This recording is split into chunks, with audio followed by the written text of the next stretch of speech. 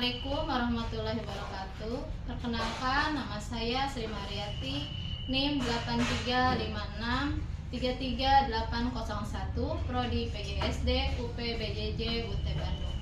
Pada kesempatan kali ini saya akan membuat video praktikum IPA, yaitu kegiatan praktik yang kedua tentang simbiosis. Tujuan dari diadakannya praktikum ini adalah untuk mengidentifikasi dan menganalisis pola interaksi antara dua makhluk hidup yang berbeda jenis di lingkungan sekitar secara langsung. Simbiosis adalah interaksi biologis jangka panjang dan erat antara dua organisme berbeda jenis yang hidup berdampingan.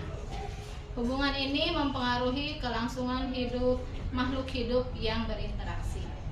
Simbiosis terdiri dari 3 jenis. Yang pertama, simbiosis mutualisme, yaitu hubungan antara makhluk hidup yang saling menguntungkan. Yang kedua, simbiosis komensalisme, yaitu hubungan antara makhluk hidup di mana yang satu diuntungkan dan yang satu tidak dirugikan.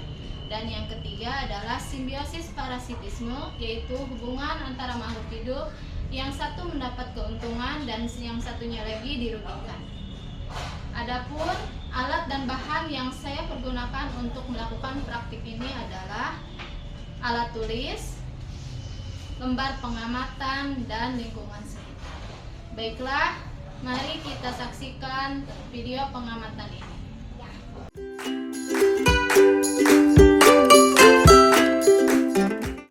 Berikut contoh dari simbiosis mutualisme, yaitu di sini saya melihat ada cacing yang berada di dalam pot. Ini dia. Nah, simbiosis mutualisme dari hubungan makhluk hidup antara cacing dan pohon cabai ini, yaitu di mana cacing mendapatkan keuntungan, mendapatkan nutrisi dari dalam tanah dan juga sebagai tempat hidupnya, sedangkan pohon cabai ini mendapatkan kesuburan tanah dengan adanya cacing yang hidup di tanah tersebut.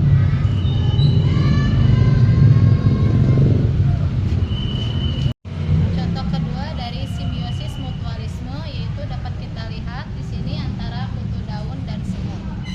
Kita lihat di sini ada kutu daunnya, di mana kutu daun ini menyediakan embun madu bagi semut, sedangkan semut melindungi kutu daun dari predator.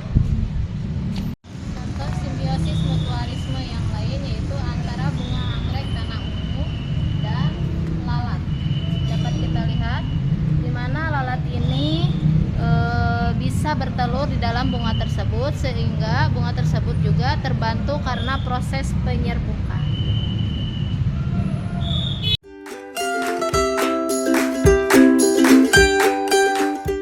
Yang kedua yaitu contoh dari simbiosis komensalisme. Kita lihat di sini ada pohon nangka dan tumbuhan epifit.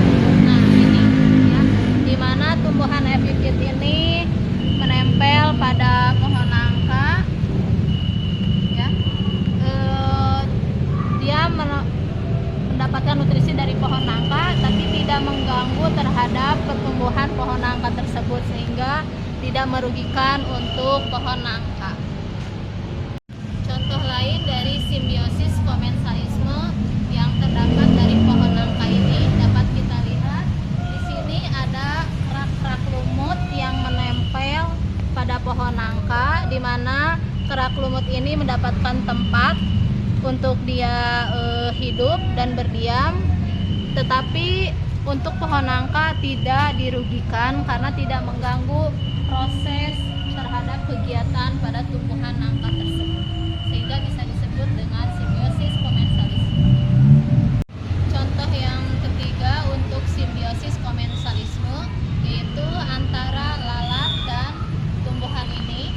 Bisa kita lihat di mana lalat dapat diuntungkan karena bisa beristirahat di dalam daun yang terdapat pada tumbuhan ini, sedangkan tumbuhan ini tidak merasa dirugikan atau tidak merasa terganggu pada proses fotosintesis dan yang lainnya, sehingga ini bisa disebut dengan simbiosis komensalisme.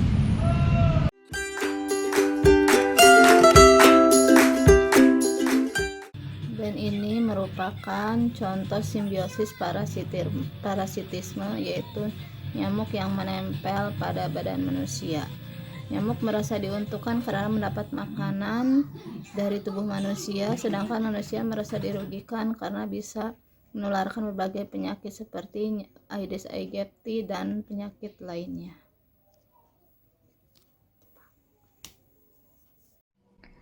Contoh lain dari simbiosis parasitisme yaitu dapat kita lihat ini ada sebuah jeruk yang telah membusuk dan di dalamnya ini terdapat ulat. Contoh dari simbiosis parasitismenya itu adalah di mana ulat ini mendapatkan nutrisi makanan dari jeruk tersebut sehingga bisa menguntungkan untuk ulat, sedangkan jeruk merasa dirugikan karena nutrisi yang ada di dalam jeruk ini telah dimakan oleh ulat tersebut, sehingga terdapat kebusukan dari jeruk tersebut. Contoh lain dari simbiosis parasitisme adalah antara ulat dan daun yang merupakan daun pucuk merah. Bisa kita lihat di sini ada ulat, di mana ulat ini dapat merugikan daun pucuk merah. Dia dapat merusak daunnya sehingga dapat merusak juga proses fotosintesis atau mengganggu proses fotosintesis.